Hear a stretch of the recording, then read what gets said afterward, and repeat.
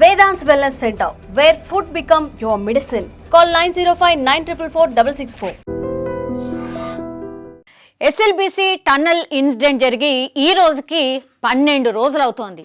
అయినా సరే ఇంకా కూడా 8 మంది ఎవరైతే చిక్కుకుపోయి ఉన్నారో వాళ్ళు అట్లాగే అందులోనే ఉండిపోయిన పరిస్థితి. రెస్క్యూ ఆపరేషన్ ఇంకా కొనసాగుతోంది. ఈ రోజు ఇప్పుడు అందుతున్నటువంటి లేటెస్ట్ విజువల్స్ మీరు చూస్తోంది. డాగ్స్ ని కూడా తీసుకొచ్చారు. ఆ డాగ్స్ ద్వారా ఎగ్జాక్ట్లీ ఇప్పుడు ఆ 8 మంది ఎక్కడైతే చిక్కుకుపోయి ఉన్నారో వాళ్ళని వెతకడానికని టన్నల్ లోపలికి పూర్తిగా ఈ డాగ్స్ ని కూడా తీసుకువెళ్ళబోతున్నారు. సో ఇది లేటెస్ట్ డెవలప్మెంట్. ఈ డాగ్స్ స్పెషాలిటీ ఏంటి, ఈ డాగ్స్ ని ఎక్కడి నుంచి తీసుకొచ్చారు ఏంటి అనేది ఒకసారి చూద్దాం. ఎస్ఎల్బిసి టన్నల్లో మృతదేహాలు గుర్తించడానికి కేరళ నుంచి క్యాడవర్ డాగ్స్ ని తీసుకొచ్చారు. 2 ఎయిర్ ఫోర్స్ హెలికాప్టర్స్ లో 2 డాగ్స్ ని తీసుకొచ్చారు. మనం 2 డాగ్స్ ని చూడొచ్చు. సో రెస్క్యూ టీమ్ డాగ్స్ ను టన్నల్లోకి తీసుకొని వెళ్ళాయి. ఐఐటి నిపుణుల బృందంతో సింగరేణి అట్లాగే ఎన్డీఆర్ఎఫ్ బృందాలు టన్నల్లోకి వెళ్ళాయి. Disaster management special chief secretary Arvind Kumar అక్కడ ఉన్నటువంటి పరిస్థితుల్ని అన్నిటినీ గమనిస్తూ పూర్తిగా టన్నల్ లోపల ఎట్లాంటి రెస్క్యూ ఆపరేషన్ నడుస్తుంది ఏంటి అనేది కూడా చూసే ప్రయత్నం చేస్తూ ఉన్నారు. ఇవే ఎయిర్ ఫోర్స్ కి సంబంధించిన 2 విమానాలు. ఆ 2 విమానాల్లోనే 2 డాగ్స్ ని తీసుకొచ్చారు.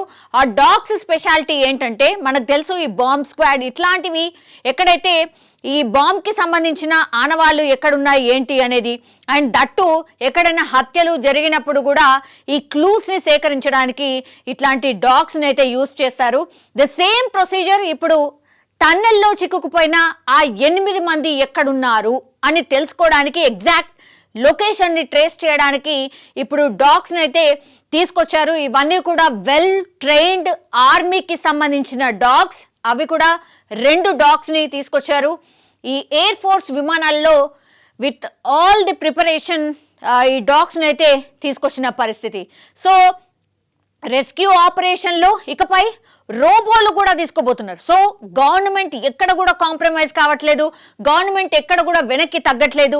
ఆ 8 మంది ఆచూకీ తెలుసుకోవడానికి ఏ ఉన్నా సరే టెక్నికల్ గా కానీ లేకపోతే ఇట్లా డాగ్స్ ని ఉపయోగిస్తూ కానీ అన్నిటి ద్వారా అన్ని ప్రయత్నాలు చేస్తోంది అనే దానికి ఉదాహరణని ఇవన్నీ కూడా. ఎస్ఎల్బిసి టన్నల్లో 13వ రోజు రెస్క్యూ ఆపరేషన్ కొనసాగుతోంది. మృతదేహాల కోసం మార్క్ చేసిన ప్రదేశాల్లో తవ్వకాలు జరుగుతున్నాయి ప్రస్తుతం.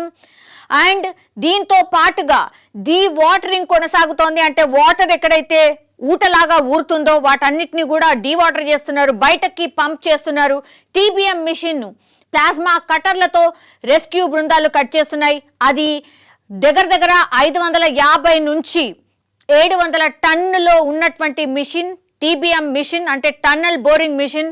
అది ఇప్పుడు కీలకంగా అందులో స్టక్ అయిపోయిన పరిస్థితి. అక్కడే 8 మంది ఇరుక్కుపోయిన సిచ్యువేషన్. సో ఆ మిషన్ నే ఏకంగా అది 1000 కోట్ల మిషన్, దాన్నే కట్ చేస్తూ ఉన్నారు. ఆ ప్రాసెస్ కొనసాగుతోంది. అండ్ కన్వేయర్ బెల్ట్ మళ్లీ మొరాయించడంతో నిలిచిన మట్టి తరలింపు.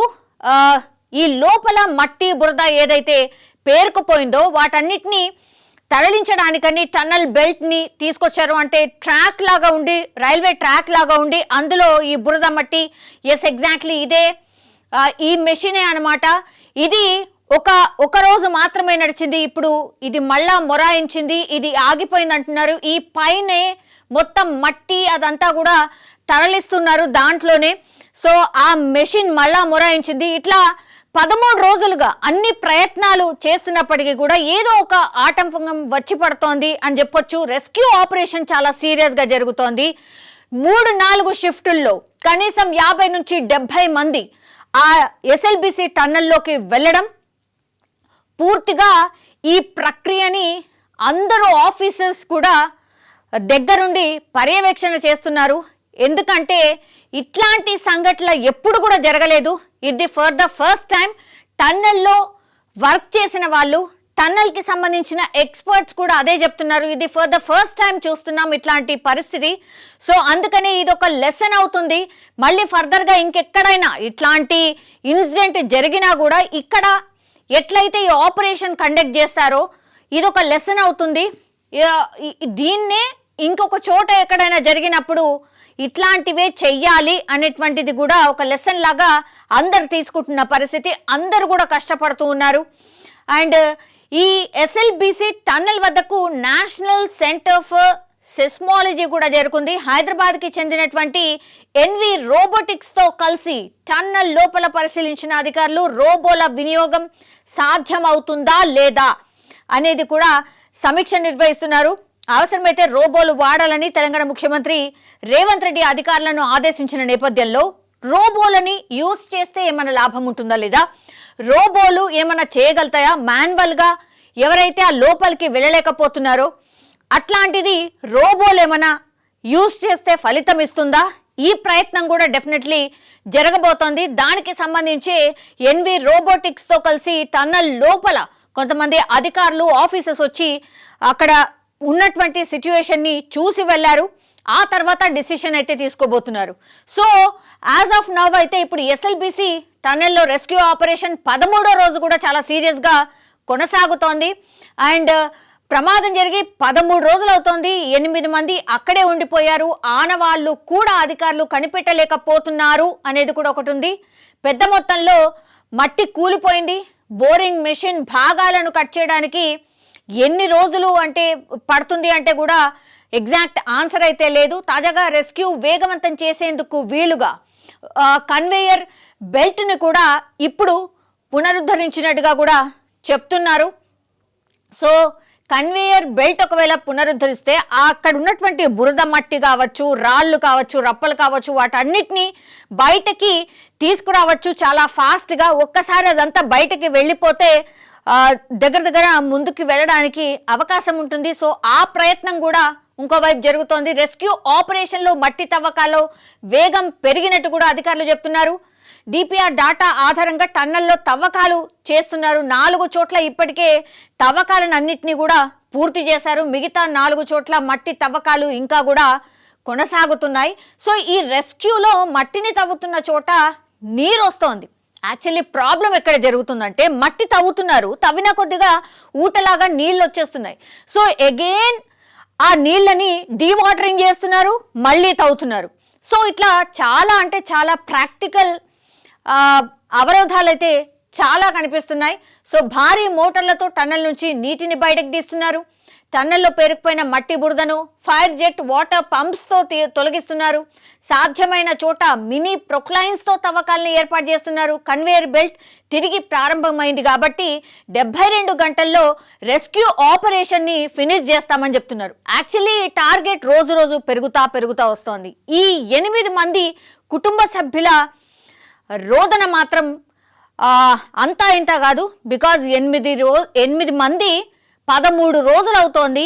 ఇవాళ బయటకు తీస్తారు అని ఎదురు చూడడం తప్పించి పాపం ఎట్లాంటి ఫలితం రావట్లేదు.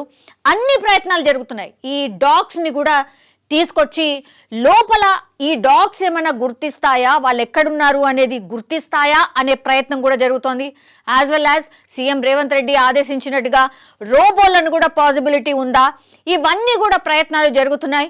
చూడాలి మరి. ఈ డాగ్స్ని లోపలికి తీసుకువెళ్లారు కాబట్టి ఎస్ఎల్బిసి టన్నల్లో తీసుకెళ్లిన తర్వాత ఇవి ఏమైనా గుర్తిస్తాయా, ఆ జాడ ఏమైనా తెలుస్తుందా, ఒక ఆశతో అయితే అందరు ఎదురు చూస్తున్న సిచ్యువేషన్ అయితే కనిపిస్తోంది. ఇది 13వ రోజు రెస్క్యూ ఆపరేషన్ స్టార్ట్ అయ్యి 13 రోజు అయినా సరే ఒక ఎండ్ కార్డు పడాలని, వీళ్ళు ఎక్కడున్నారు, 8 మంది ఎక్కడ చిక్కుకుపోయి ఉన్నారు అనేది ఈ డాగ్స్ ద్వారా అయినా సరే గుర్తించాలి అని మనం కూడా కోరుకోవాల్సిందే. బికాస్ అందరు కూడా విశ్వ ప్రయత్నాలు చేస్తున్నారు.